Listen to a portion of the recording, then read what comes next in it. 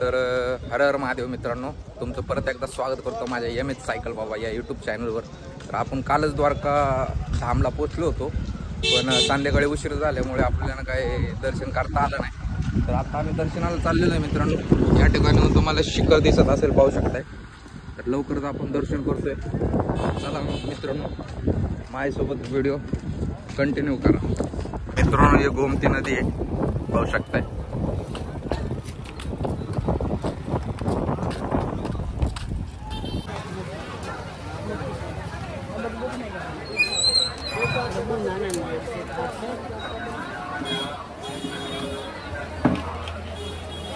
तर मित्रांनो, आपण द्वारकाधीश धामला पोहोचलेलो आहे. स्नान वगैरे करून या ठिकाणी आलेलो आहे, पण सध्या 9:15 वाजता मंदिर ओपन होणार, त्यावेळेस त्याच्यानंतर दर्शनाला सुरुवात होणार. या ठिकाणी पाहू शकता ध्वज आत्ताच चेंज झालेले आहे. ते पाहू शकता ध्वज आत्ताच चेंज झालेले आहे, आत्ताच बदललेले आहे ध्वज, पाहू शकता.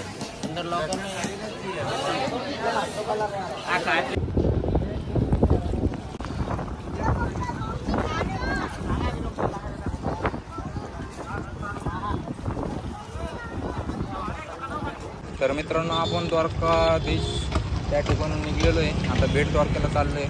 लगभग 35 किलोमीटरचा प्रवास करायचा आहे. 1-2 तासात आपण पोहोचतोय. तर चला मग बेट द्वारकाचं देखील दर्शन करायला आपल्याला. तर नमस्कार मित्रांनो, आपण सकाळी द्वारकाधीशचं दर्शन करून आता बेट द्वारकाच्या दिशेने निघलो होतो. तर हे 2 आपले भाऊ आहेत, जे की द्वारकाला राहिले आहेत. आता बेट द्वारकाला त्यांचं येणं जाणं असते. त्यांचं अशा प्रकारे फाळांचं दुकान आहे, वापे आप फल बेचते हो, बरोबर. तर दादानी प्रेमाने आपल्याला खजूर, आंबा आणि दिलेले. तर आपल्याकडं वेट देखील खूप जास्त झालेलं, पण त्यांनी प्रेमाने देते तर आपल्याला घ्यायलाच पाहिजे. तर एवढं घेतोय आणि आता निघतोय. तर आपसे मिलके बहुत अच्छा लगा हमें.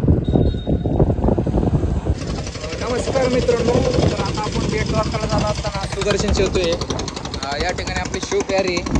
या ठिकाणी समुद्र आहे, पाहू शकताय. आणि हे आपलं सुदर्शन सेतू आहे. त्याच्यावरून मी जात आहे बेट द्वारकाला.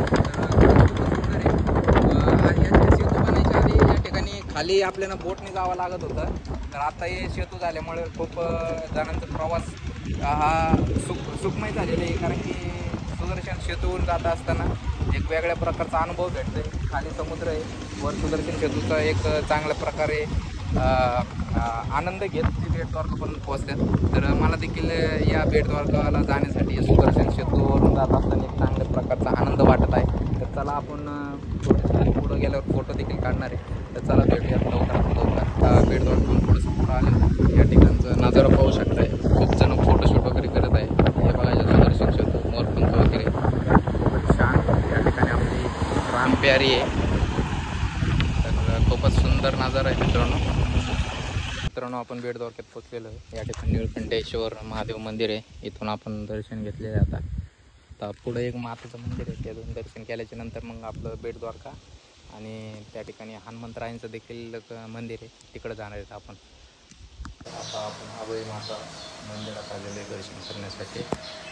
आपण देखील दर्शन सध्या लॉक लावलेले आहे. दुपारी मंदिरानं लॉक लावले जाते या ठिकाणी. त्याचं दर्शन करून घ्या. आपण या ठिकाणी दर्शन घेतलेलं आहे. आता चला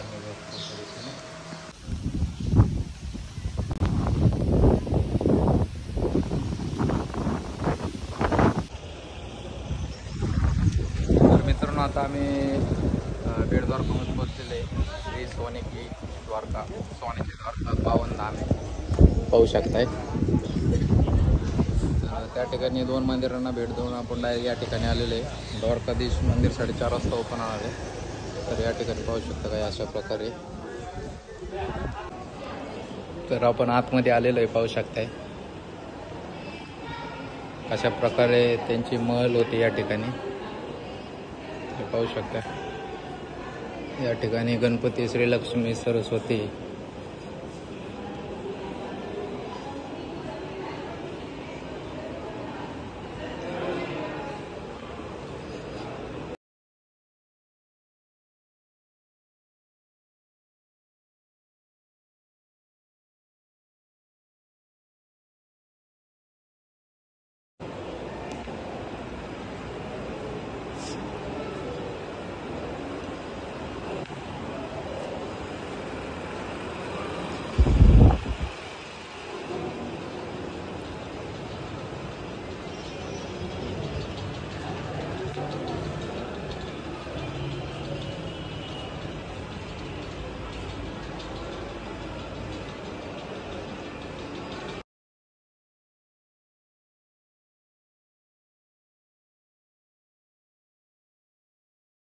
वध करतानाचं काही दृश्य या ठिकाणी पाहू शकता मित्रांनो.